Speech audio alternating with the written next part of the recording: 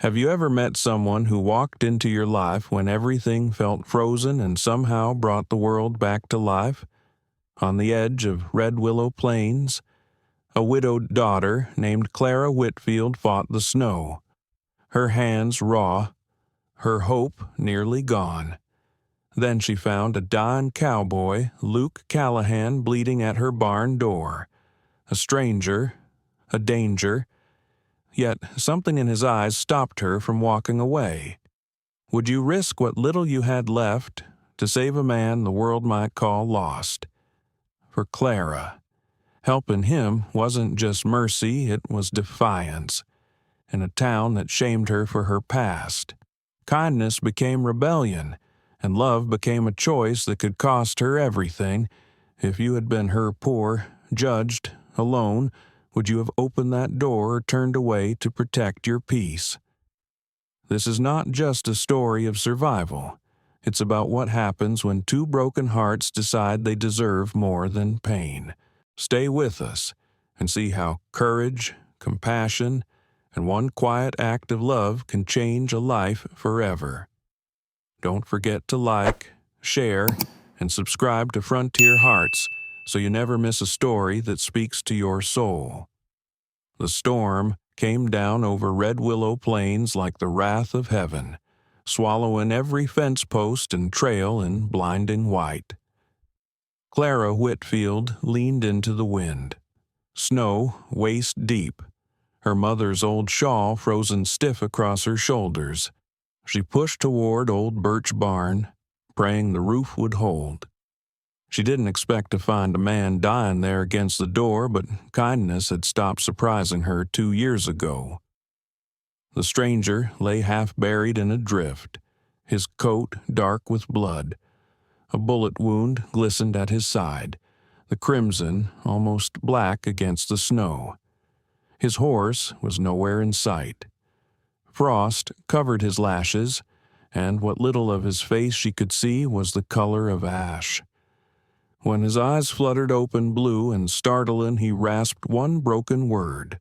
"Please, don't. Trouble." Clara dropped to her knees, fingers already numb. Last week, the women in Ash Hollow had crossed the street to avoid her. Yesterday, little Eli had asked why people were so mean. She still had no answer, but she knew what it felt like to be left in the cold. "Hush," she murmured, sliding her arms under the man's shoulders. "I've got more trouble than one half-dead cowboy can add to." The wind clawed at her as she dragged him toward the cabin. Their path streaked red behind them. By the time they reached the door, her back screamed, her legs trembled, but she didn't stop. Inside, Ruth Whitfield looked up from the fire. Eli beside her with wide eyes. "Help me get him to the hearth," Clara ordered, kicking the door shut against the howling dark. "We're not letting another soul freeze this winter." Ruth moved first, fetching blankets. Eli ran for water. Together they eased the man onto the floor near the blaze. His breathing came ragged, wet. Clara took one look at him, strong jaw, weathered skin, a scar slicing one eyebrow, and saw life carved by hard miles. Whose wasn't? These days she peeled away his coat and winced. The bullet was still inside. Her hands would have to find it. "Mama," she said quietly, "heat the knife." Ruth's face tightened, but she obeyed. The room filled with the low hiss of metal over flame. Eli peeked from behind a chair, eyes wide as moons. The stranger, he'd muttered a name once. Luke lay unconscious on the table, fever bright on his skin. "Hold him," Clara said. Ruth pressed her weight on his shoulders as Clara drove the blade in. Luke screamed even in his sleep, thrashing. Blood spilled hot over Clara's hands. But she didn't flinch. She'd birthed calves. She'd set Eli's broken arm when he fell from the loft. This was just flesh and willpower, just another soul fighting to stay alive. At last, The bullet came free with a wet clink into a tin cup. Clara stitched the wound shut with thread meant for mending Eli's shirts. When she pressed a clean cloth to the gash, her hands trembled, but her voice stayed steady. "He'll live," she whispered. "Fetch more snow. We'll keep the fever down." 3 days passed in a blur of sweat, melting ice, and half-mumbled words.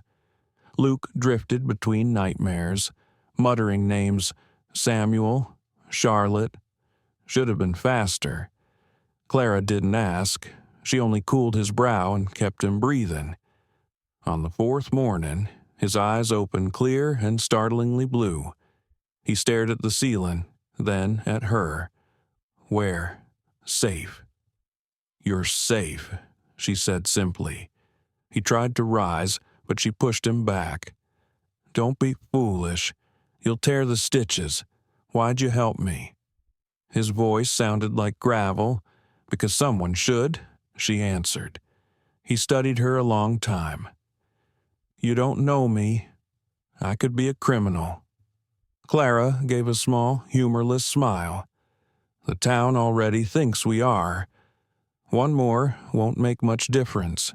Eli edged closer, eyes bright. "Are you a real cowboy? Do you have a horse? Can you shoot?" Luke's mouth twitched, almost a smile. "Used to." "Eli, let him rest." Ruth called from the stove, but Clara saw at the flicker of warmth in the man's eyes when he looked at her boy. Something soft, something alive beneath all that stone. That night, when he slept by the fire, Ruth whispered, "He's trouble. Clara, the good kind or the bad kind, I can't tell yet," Clara murmured, staring at the flames. Hope was dangerous, but for the first time in years, she felt something other than cold. By early February, the snow began to thaw, water dripped from the eaves, and mud pooled where drifts had been. Luke sat at the table, strength slowly returning, watching Clara stir thin porridge. Eli chatted about a fox he'd seen.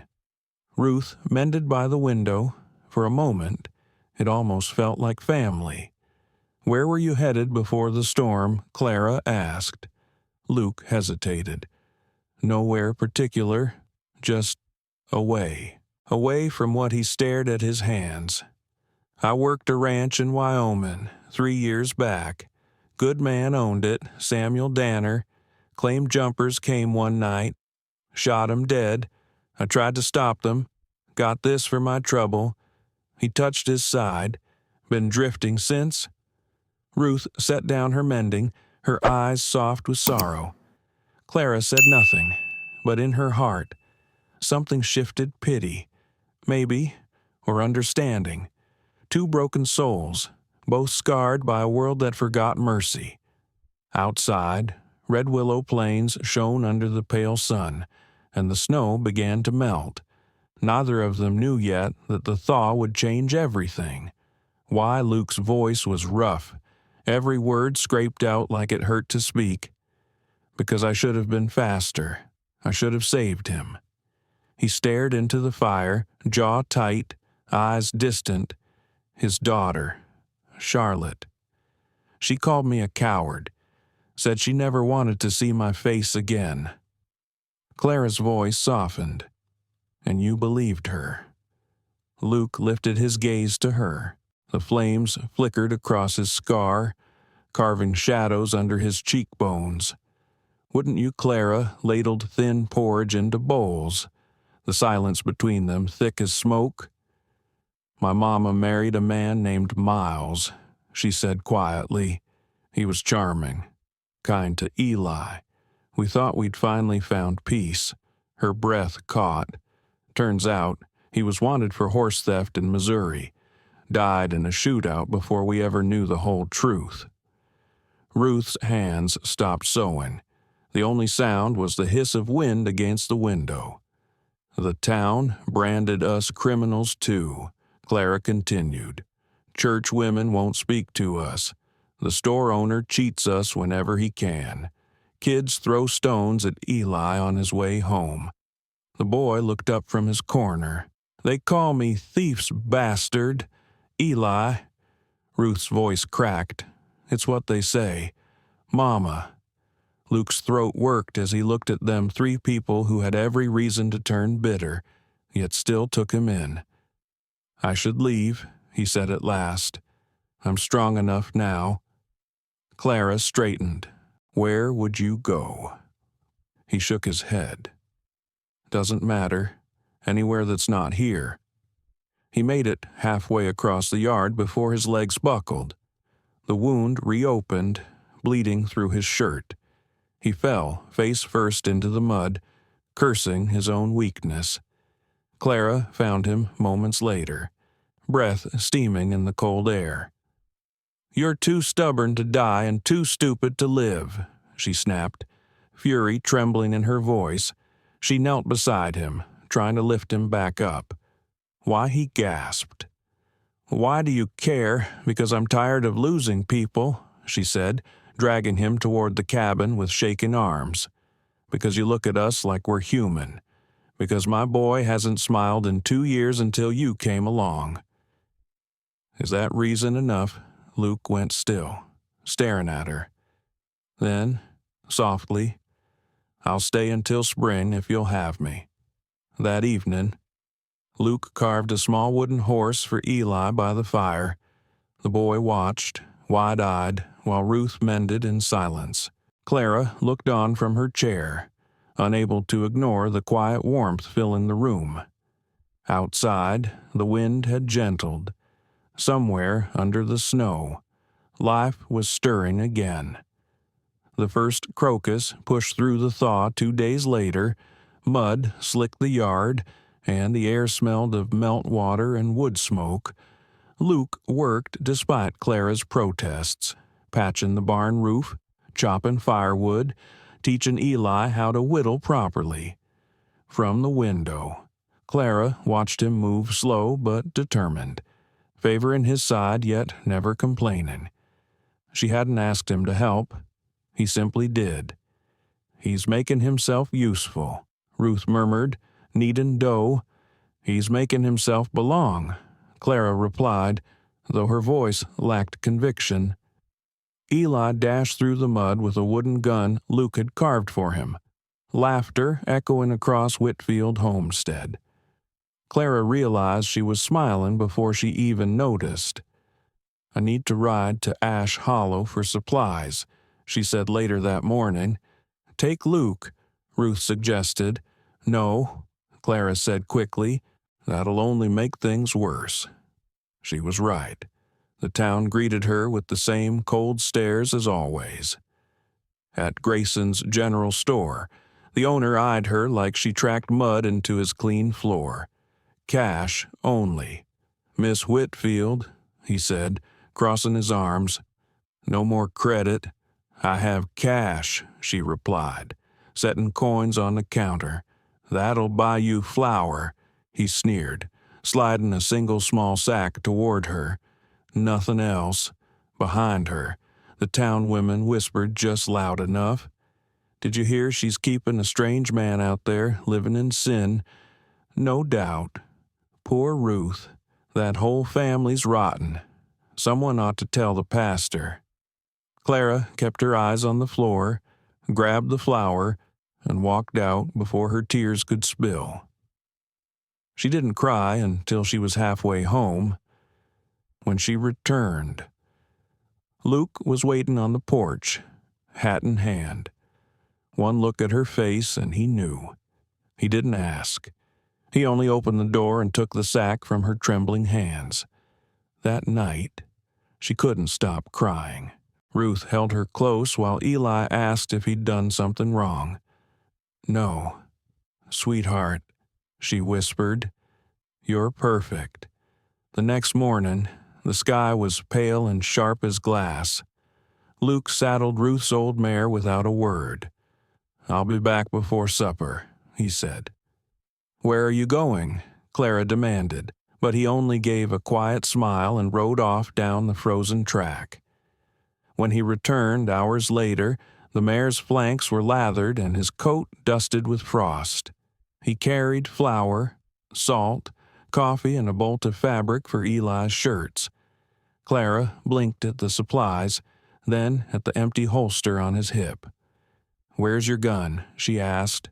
"Sold it," he said simply. "That gun kept you alive." He looked straight at her. "You kept me alive. Let me return the favor." The words hit her harder than she expected. Nobody had ever given up anything for her before. The lump in her throat made it hard to speak. "Thank you," she whispered. That night, Eli wore Luke's hat, strutting around the cabin pretending to be a cowboy. Ruth smiled from her chair, then turned to Clara. "That man loves you," she said quietly. "You know that, don't you?" Clara looked away, but her heart hammered. She knew. God help her. She knew. March came with rain and wildflowers. Purple blooms dotted the Redwillow Plains, and yellow buttercups lined the creek near the cabin. The world was waking up. Luke taught Clara to ride properly that month, out in the meadow. Her laughter carried across the open land. "Hold the reins like this," he said, guiding her hands. His fingers brushed hers, and neither of them moved away. "Like that?" she asked, breath catching. "Just like that," he said, voice low and unsteady. "You're a natural." They worked side by side every day, mending fences, planting vegetables, checking the well. Conversation came easier now. Luke's dry humor made her laugh, and he realized it was the first real laughter he'd heard in years. Eli adored him, trailing him everywhere, asking questions faster than Luke could answer. "Tell me about Montana," he said one evening.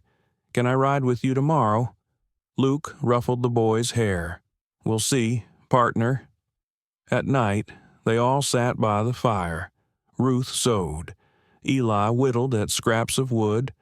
Luke told stories of cattle drives and mountain storms, and Clara, she watched him when he didn't notice, her heart betraying her. Later, she found him on the porch, staring at the wide sky strewn with stars. She stepped outside quietly.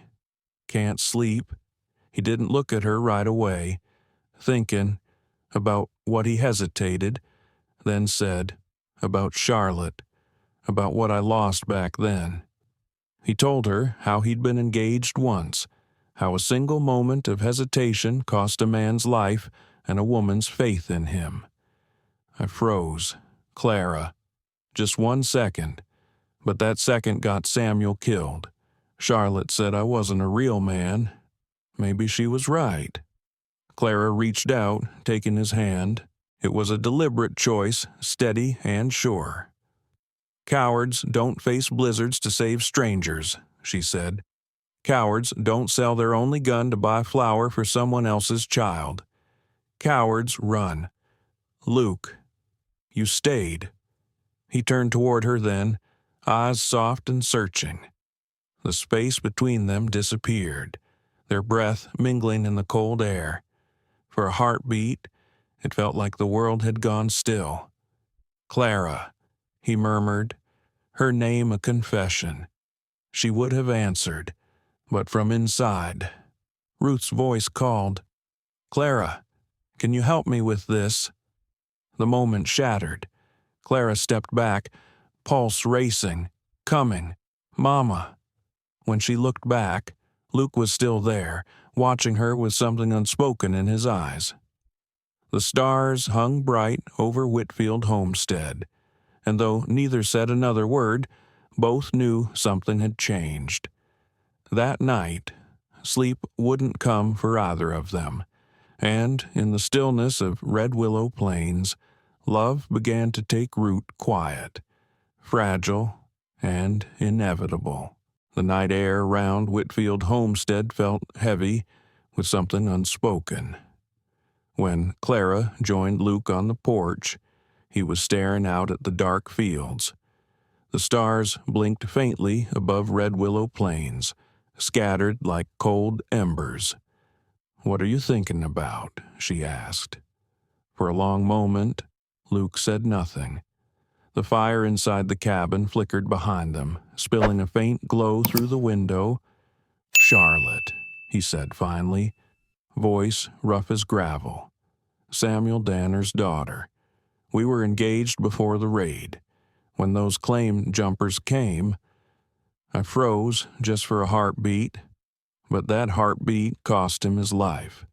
Charlotte called me a coward, told me she never wanted to see me again." He looked down at his hands, calloused and scarred. Maybe she was right. Clara didn't hesitate this time. She reached for his hand, warm and solid in hers. "Cowards don't fight through blizzards to save strangers," she said softly. "Cowards don't give up their only gun to feed a boy they barely know. Cowards run. You stayed." Luke turned toward her, his expression shifting something raw, something unguarded. The wind caught her hair, and for one suspended heartbeat, their faces were inches apart. "Clara," he whispered. The distance between them was breaking when Ruth's voice cut through from inside. "Clara, honey, can you help me with this?" The spell shattered. Luke cleared his throat and stepped back. Clara rose quickly, her hand slipping from his, but in that tiny moment, something irreversible had changed. The next morning, Ruth spoke over breakfast as if she'd been waiting for her chance. "The spring dance is next month," she said lightly. "We should go?" "No," Clara said, "too fast. They'll never accept us." Ruth sighed. Maybe that's not the point anymore. Luke said nothing, but his jaw tightened. He was beginning to understand that silence and hiding had cost them more than the world's cruelty ever could. Late March brought soft winds and storm clouds rolling low over the plains. Clara was working in the garden when hoofbeats thundered up the road. 5 riders came into view: Reverend Colburn, Sheriff Boone, and 3 of Ash Hollow's elders, including Elder Grayson. Her stomach sank. They dismounted with solemn faces. Reverend Colburn's smile was painted on, brittle and false. "Mrs. Whitfield," he began, his voice slick with concern. "We need a word with your mother." Clara straightened, mud on her hands, dread clawing at her ribs. "About what? It's come to our attention that you're harboring an unmarried man under your roof with a young boy present. That's improper." Before she could respond, Luke appeared from old Birch Barn, Eli close beside him. He saw their faces, read the tension immediately. "I work here," Luke said flatly. "That's all. In exchange for what Elder Grayson sneered, this family can't afford a hired hand. What exactly are you earning?" Cowboy, Clara, moved between them. "He helps us with the farm. We feed him. It's honest work." Reverend Colburn's smile disappeared. "A twice-shamed woman and her daughter living with a strange man. You're corrupting a boy with sin, Miss Whitfield." Ruth's voice trembled from the doorway. "How dare you?" "We dare because we care about this community's morals," Colburn said, straightening his collar. "That man leaves, or we petition to remove the boy, place him with a proper Christian family." Eli's small hand clutched Luke's. His eyes were wide with fear. "You can't do that," Clara whispered. "We can," Colburn said, mounting his horse, "and we will. You've got 3 days, Mr. Callahan. Leave, or face charges of vagrancy and moral corruption." Luke's tone turned dangerous. "You'd really take a child from his home, we'd be saving him from corruption," the Reverend said, and with that, he turned his horse toward town. The others followed, leaving silence and dust behind. The quiet that settled afterward was unbearable. That night, Clara found Luke in the barn packing his few things into a worn bedroll. Her fury came sharp and hot. "So, you'll just leave, prove them right, that you're a drifter who takes what he can and moves on." Luke's voice cracked. "I won't be the reason they take Eli. I can't." "You're not the reason," she shot back, tears blurring her eyes. "Their cruelty is. You're the first good thing that's happened to us in 2 years." And she couldn't finish. He reached for her, pulling her against him. His embrace was desperate, full of everything words failed to say. "I'll go," he murmured against her hair, "but I'll find work, save money, and come back proper. I'll marry you if you'll have me. Clara, I swear it." She looked up at him, searching his face. "Promise, I promise." But Clara had learned how fragile promises were in a world that never kept them. 2 dawns later, Luke was set to leave. The cabin felt like a tomb. Eli refused to eat. Ruth moved through the rooms like a shadow. Clara hadn't slept at all. From the porch, she could see the barn door open. Luke inside saddling the old mare. Her heart clenched.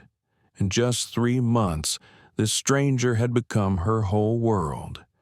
She thought of the night she'd found him half dead in the snow, of his quiet laughter with Eli, of his rough hands steadying hers on the reins, of the way he looked at her like she was something worth saving. When everyone else had turned away, Luke had looked straight at her and stayed. Something broke open inside her. She'd been hiding from judgment her entire life, shrinking under the weight of other people's cruelty. But Luke hadn't hidden. He'd stood between her and the Reverend, sold his gun to feed her family, risked everything to protect them. What had she done but survive quietly? No more.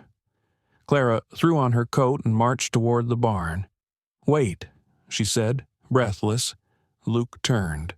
"Clara, no. You wait." She grabbed the reins from his hands.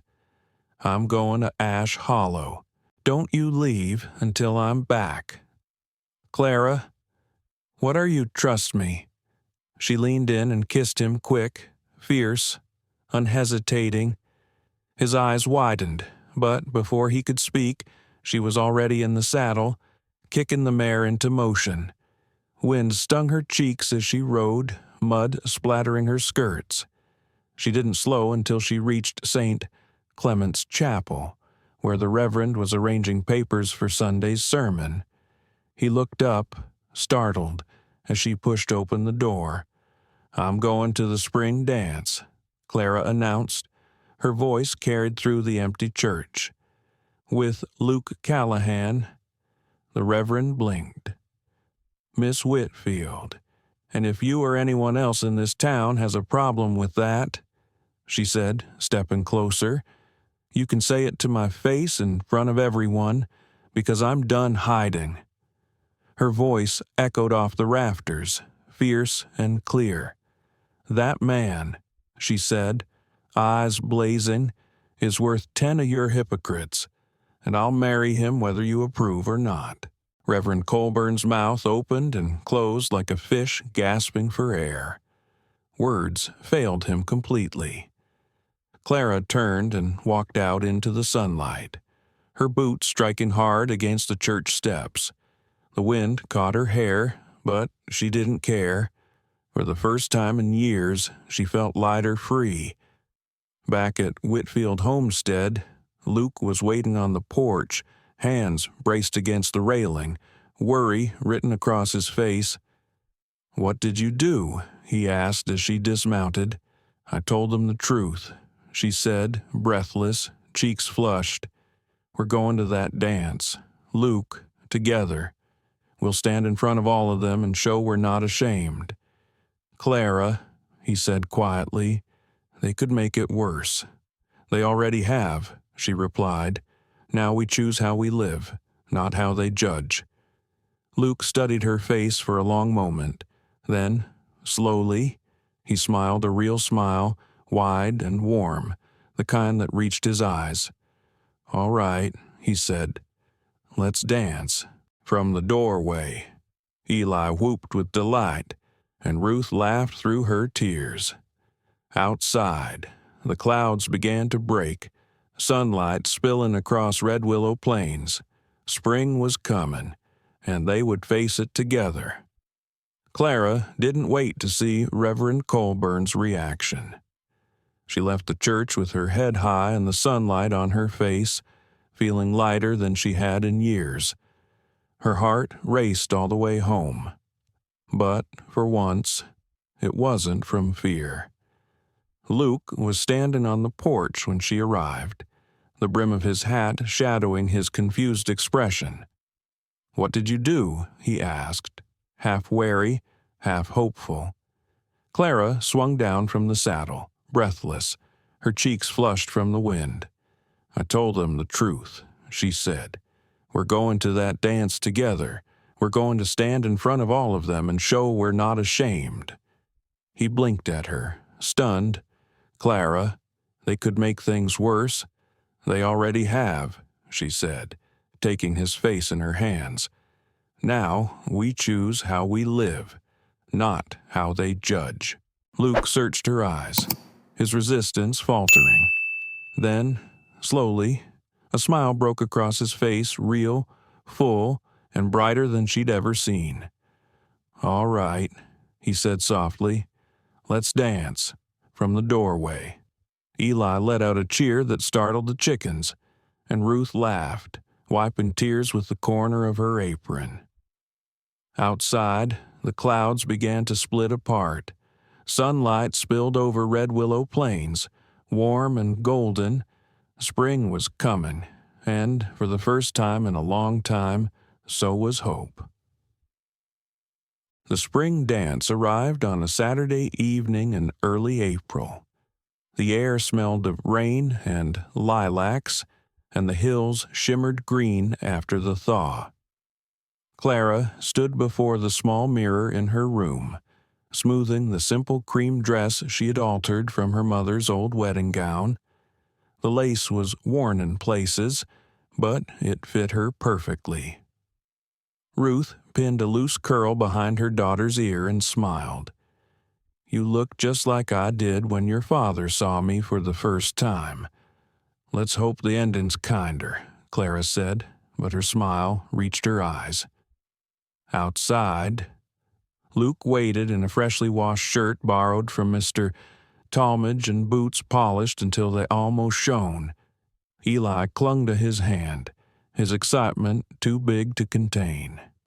"You sure about this?" Luke murmured as Clara stepped onto the porch. "Never been surer," she said. They rode the wagon down the dirt road toward Ash Hollow, the sky bruised purple and gold with sunset. Conversation died as they reached the town hall. Every head turned. Some faces were taut with judgment, others merely curious. A few, surprisingly, softened if only a little. Clara lifted her chin and walked forward with Luke's hand in hers, Eli trailing close behind. Inside, the hall glowed with lamplight and fiddle music. Reverend Colburn stood by the door beside his wife, Nora, who gave Clara a hesitant smile. "I'm glad you came, Miss Whitfield," she said gently. "It's been too long since we've had young folks brave enough to attend. Not forgiveness, not condemnation, but something in between human." Clara felt a knot in her chest loosen just a little. Then Mr. Talmadge, the rancher, approached Luke and extended a hand. "Heard you're looking for steady work," he said. "I could use a good hand on my spread.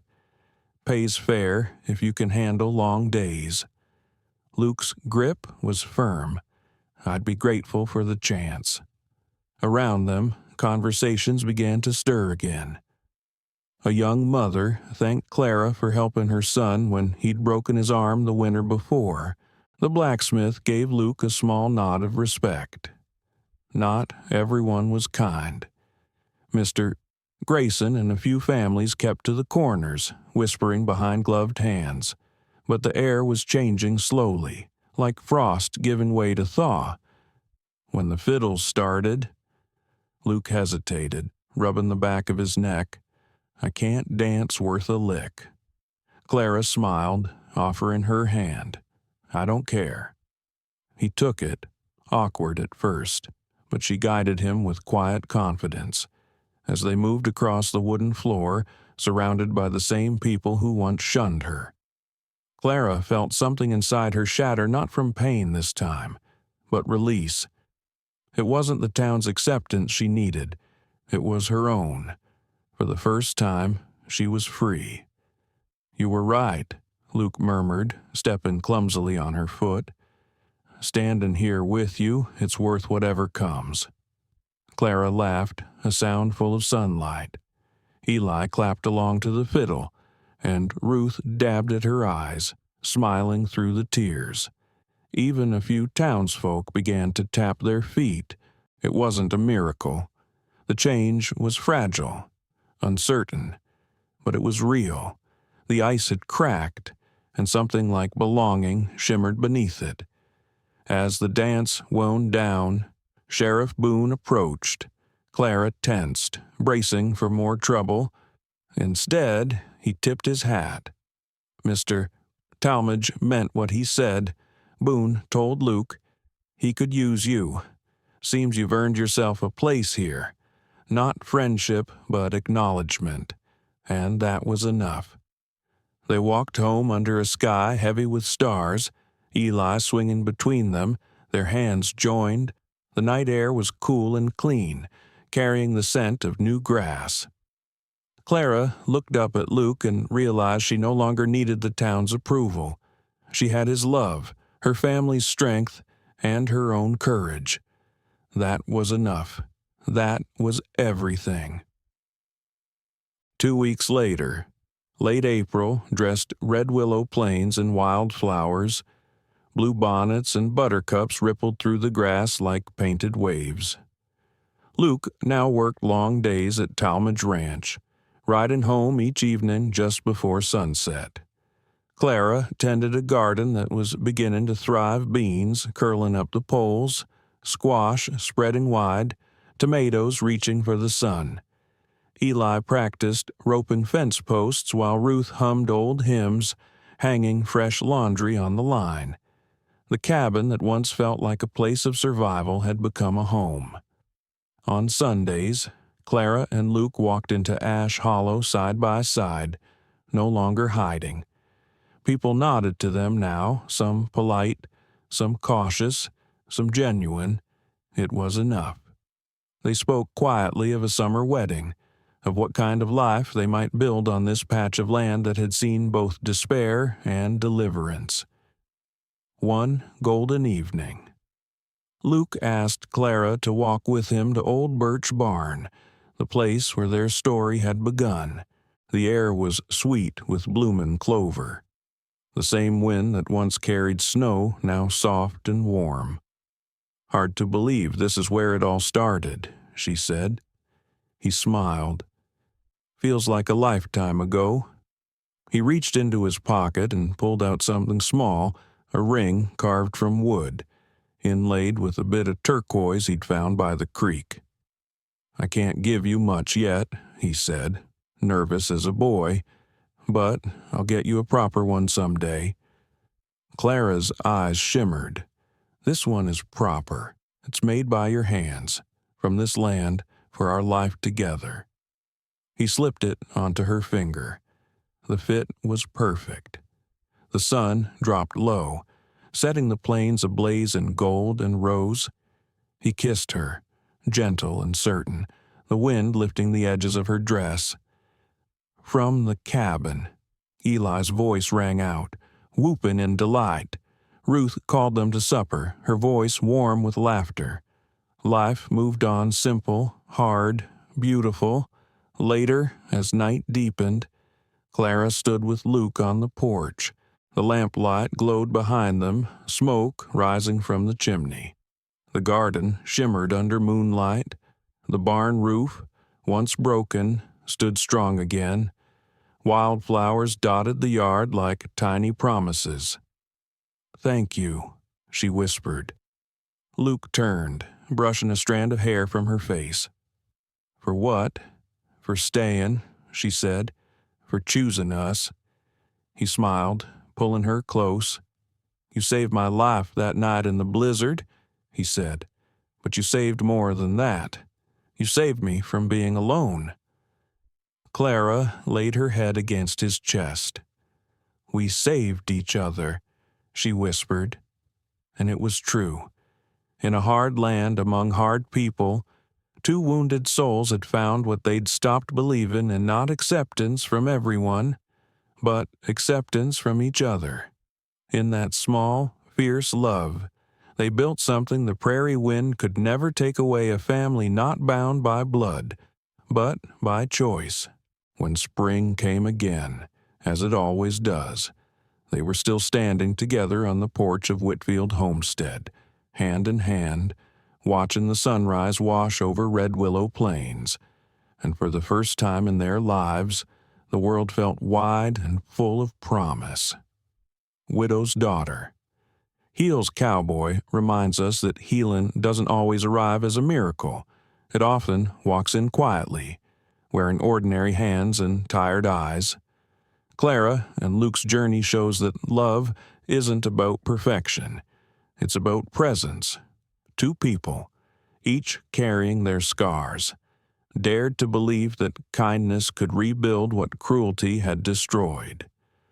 For those of us who've lived long enough to lose, to grieve, to feel forgotten, this story whispers something simple but powerful. It's never too late to begin again. Compassion is not weakness.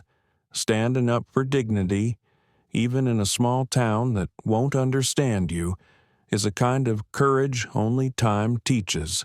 Maybe that's the truest gift of age. The wisdom to see that forgiveness, patience, and love are the real victories.